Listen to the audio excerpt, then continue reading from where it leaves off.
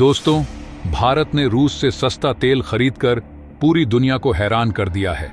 पर सवाल ये है कि भारत ने उस सस्ते तेल का आखिर किया क्या? तेल तो आया, लेकिन पेट्रोल और डीजल के दाम कम क्यों नहीं हुए? और सबसे चौंकाने वाली बात यह है कि अमेरिका और यूरोप के तमाम प्रतिबंधों के बावजूद रूस की अर्थव्यवस्था बर्बाद क्यों नहीं हुई?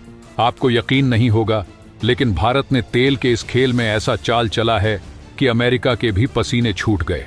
दोस्तों, भारत की चाल सिर्फ रूस से सस्ता तेल खरीदना नहीं थी, उसके पीछे एक बड़ी रणनीति छिपी है। तो आइए इस रोमांचक कहानी का पर्दा उठाते हैं और जानते हैं कि भारत ने इस तेल का क्या किया और कैसे पूरी दुनिया में उसने अपना दबदबा कायम कर दिया। इस खेल में ऐसे ऐसे मोड़ आए हैं जो आपको दंग कर देंगे। तो बने रहिए इस वीडियो में, क्योंकि आगे जो हम आपको दिखाने जा रहे हैं वो आपसे किसी भी हाल में मिस नहीं होना चाहिए। लेकिन दोस्तों, वीडियो में आगे जाने से पहले अगर आप भी मानते हैं कि आज भारत की कूटनीति दुनिया के अन्य देशों से अच्छी है, तो इस वीडियो को लाइक करके कमेंट बॉक्स में जय हिंद जरूर लिखें। याद रहे, जय हिंद कहना हम सब के लिए गर्व की बात है। दोस्तों, भारत ने दुनिया को एक बार फिर दिखा दिया है कि वो किसी की दादागिरी बर्दाश्त नहीं करता, चाहे वो अमेरिका हो या यूरोप। रूस पर जबरदस्त प्रतिबंध लगे हुए हैं, 10,000 से भी ज्यादा। लेकिन क्या हुआ? भारत ने रूस से तेल खरीदना नहीं रोका, बल्कि हर रोज करीब 16.5 लाख बैरल कच्चा तेल खरीदता जा रहा है।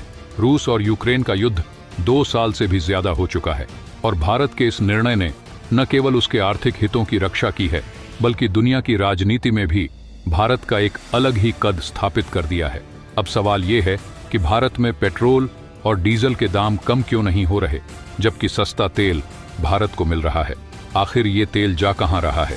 आइए इस गूढ़ सवाल का जवाब ढूंढते हैं। दोस्तों, यूरोप के कई देश जैसे जर्मनी और फ्रांस, जो पहले रूस से तेल और गैस खरीदते थे, अब ऐसा नहीं कर रहे हैं।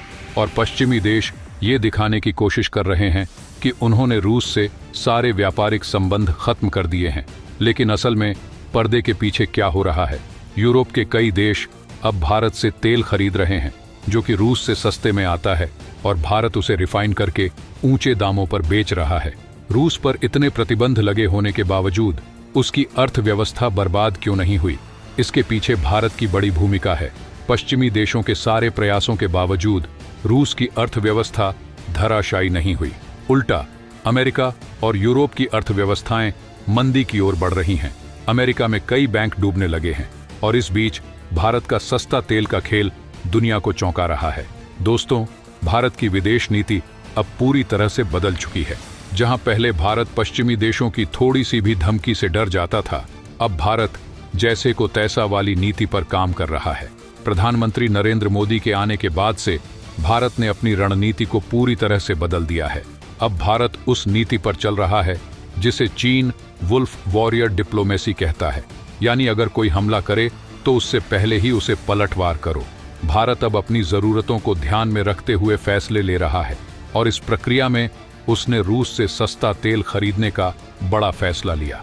इससे भारत को एक तरफ सस्ता तेल मिल रहा है और उससे फायदा हो रहा है, वो अलग, तो दूसरी तरफ वो पश्चिमी देशों को भी तेल बेचकर मुनाफा कमा रहा है। और यही कारण है कि अमेरिका ने भारत की जब ये कूटनीति देखी तो उसके पसीने ही छूट गए। रूस से भारत का कच्चे तेल का आयात मार्च 2023 में 16.4 लाख बैरल प्रतिदिन तक पहुंच चुका है। ये एक रिकॉर्ड है और अब रूस भारत का सबसे बड़ा तेल आपूर्तिकर्ता बन गया है। पहले ये जगह इराक और सऊदी अरब के पास थी, लेकिन पिछले 1 साल में भारत ने रूस की तरफ रुख किया और इसी वजह से सऊदी अरब और इराक की तेल आपूर्ति में 16 से 17% की गिरावट आई है। रूस ने लगातार अपने तेल की कीमतें घटाई हैं, जिससे भारतीय रिफाइनरियां बड़ी मात्रा में तेल खरीद रही हैं। भारत के लिए रूस से सस्ता तेल खरीदना एक बहुत बड़ा रणनीतिक कदम साबित हुआ है।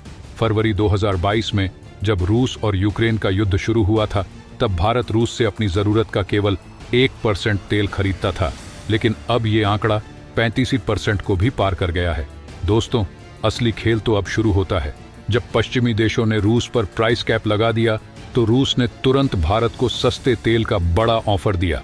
भारत ने इस मौके का भरपूर फायदा उठाया।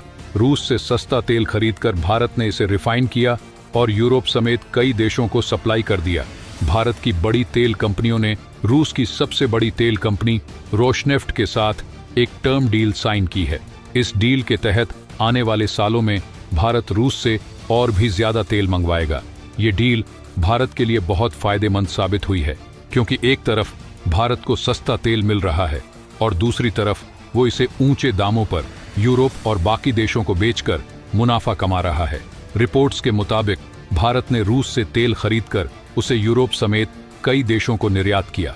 खासतौर पर डीजल और जेट फ्यूल को भारतीय रिफाइनरियों ने बड़ी मात्रा में यूरोप को भेजा है। इस तरह भारत ने रूस पर लगे प्रतिबंधों का लाभ उठाया और पश्चिमी देशों के साथ तेल का खेल खेला। भारत ने अपनी रिफाइनरियों के जरिए यूरोप के बड़े तेल बाजार पर कब्जा कर लिया है। इस पूरी प्रक्रिया में भारत ने अपनी आर्थिक स्थिति को भी मजबूत किया और अंतर्राष्ट्रीय मंच पर अपनी स्थिति को भी सशक्त किया। प्रधानमंत्री मोदी और राष्ट्रपति पुतिन की इस रणनीति ने भारत को कई फायदे दिलाए हैं। रूस अब भारत को सस्ता तेल देने के लिए हर तरह से तैयार है और पश्चिमी देश भी भारत से तेल खरीदना जारी रखे हुए हैं।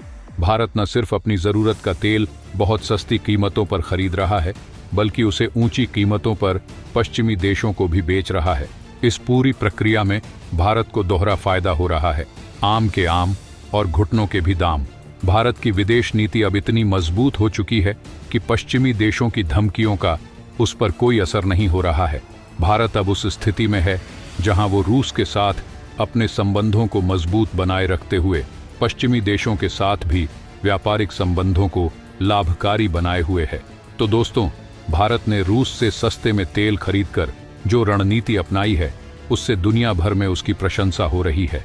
अमेरिका और यूरोप के प्रतिबंधों के बावजूद भारत ने न सिर्फ अपने हितों की रक्षा की है, बल्कि अंतर्राष्ट्रीय मंच पर भी अपनी जगह मजबूत की है। अब आप बताइए, आप मोदी और पुतिन की इस रणनीति पर क्या सोचते हैं? हमें कमेंट्स में जरूर बताएं और इस वीडियो को लाइक और शेयर करें ताकि और भी लोग इस महत्वपूर्ण जानकारी से अवगत हो सकें। सबसे जरूरी बात, इस चैनल को सब्सक्राइब करके बगल में जो बेल आइकॉन का बटन है उस पे ऑल पर क्लिक कर लें ताकि मेरी आने वाली वीडियो को आप मिस न कर सकें। मिलते हैं अगले वीडियो में। जय हिंद, जय भारत।